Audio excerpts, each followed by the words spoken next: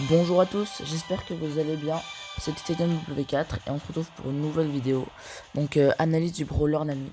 Donc la vidéo va se dérouler en trois parties. En première partie, quelles sont ses stats, donc attaque, vitesse, défense. En deuxième partie, comment jouer son attaque spé et son attaque normale. Et en troisième partie, la conclusion. Donc ce qu'il faut retenir de cette analyse. Donc on va commencer tout de suite par la partie 1, donc les stats de Nani. Donc, statique. Donc, Nani, c'est un brawler épique qui est hyper fort en attaque. Donc, il a une attaque énorme qui est par contre très faible en santé. Il a très peu de vie. Et sa vitesse de déplacement est normale. Voilà, donc c'est un brawler type combattant qu'il faut mieux jouer à mi-distance et pas trop au corps à corps. À part si c'est par exemple un Colt ou un ricochet en face. Voilà. Donc on va passer directement sur la seconde partie. Donc quels sont comment jouer son attaque spé et son attaque normale. Donc on va directement partir en essai pour vous montrer ça. Donc son attaque normale c'est ça. Donc c'est 3 orbes qui se rassemblent à un point, donc le point que vous voyez ici là. Et qui vont se rediviser juste après parce que le brawler a été patch. Les orbes se redivisent pour aller plus loin après parce qu'il n'était pas assez fort avant. Voilà. Donc il peut peut-être... Enfin c'est pas un sniper mais ces orbes vont quand même très loin. Il faut utiliser ça justement. Si jamais il y a un brawler loin que vous voulez toucher ou voilà. Donc ce qui est bien c'est qu'il peut tirer derrière les murs grâce à ses angles de tir vraiment très développé. Genre là je peux toucher le robot ici même si je suis vraiment pas même s'il y a un mur devant quoi. Et il met donc moi je suis pouvoir 6 hein, mais pouvoir 9 il va mettre du 2900 sans énergie.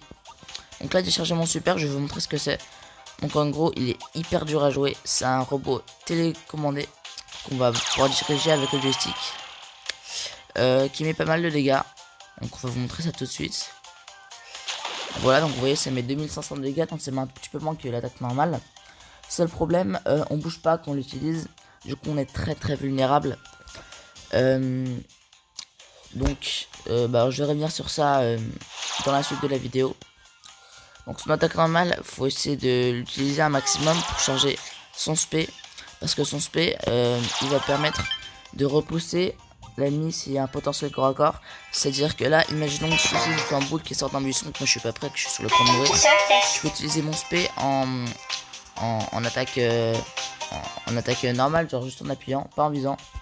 Comme ça, en fait ça va le repousser. Donc je vais pouvoir partir. Donc je vous avais dit que je reviendrai sur le point de son attaque spé parce qu'on peut remédier au fait qu'il soit très vulnérable.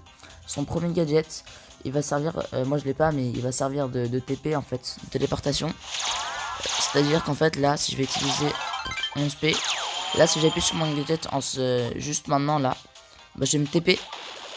Là il a explosé mais si jamais je l'aurais utilisé avant, je me serais TP à l'endroit du petit bip, donc du drone en fait. Donc pour éviter si jamais il y a un boule qui m'attaque au point où j'étais vulnérable ici. De plus, son second pouvoir star, c'est un pouvoir star qui va permettre un peu comme Corbac ou Wally, je sais pas, mais un peu comme Corbac d'avoir un bouclier en fait. Donc pendant qu'il utilise son spé, il va avoir un bouclier qui encaisse presque tous les dégâts. Donc du coup il va en prendre très peu pendant que le drone est utilisé. Perso je pense que c'est le meilleur pouvoir star. Bon après le second il est très bien aussi hein. C'est quelque chose qui va infliger 2500 de dégâts je crois en plus si le drone va plus vite. Donc si le drone prend plus de temps.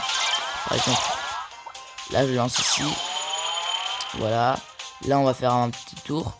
Le drone va accélérer en fait. Et plus il va vite plus ça va mettre de dégâts. Genre là il va très vite. Bon, là je me suis pris le mur, mais il va mettre beaucoup de dégâts. Donc le drone est très dur à diriger et on est très vulnérable. Donc le spé est donc très dur à jouer, même s'il peut être ça peut y être remédié justement avec le gadget et le second pouvoir star.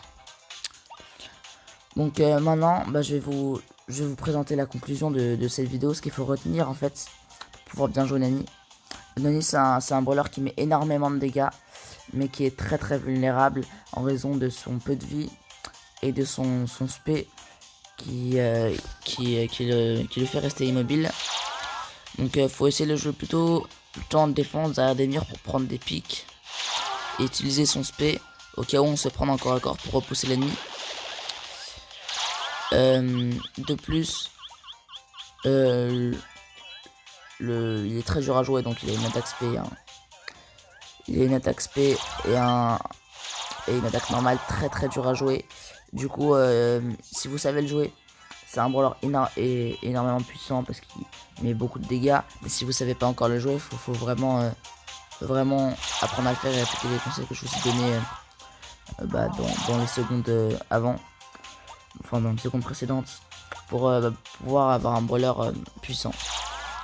Voilà, donc sur ce, je vais vous dire une prochaine vidéo. Je vais en sortir une demain ou après-demain vers 15 h. Donc une vidéo analyse encore d'un brawler. Je pense que je vais prendre Jean. Et je vous dis à demain ou après-demain et merci beaucoup.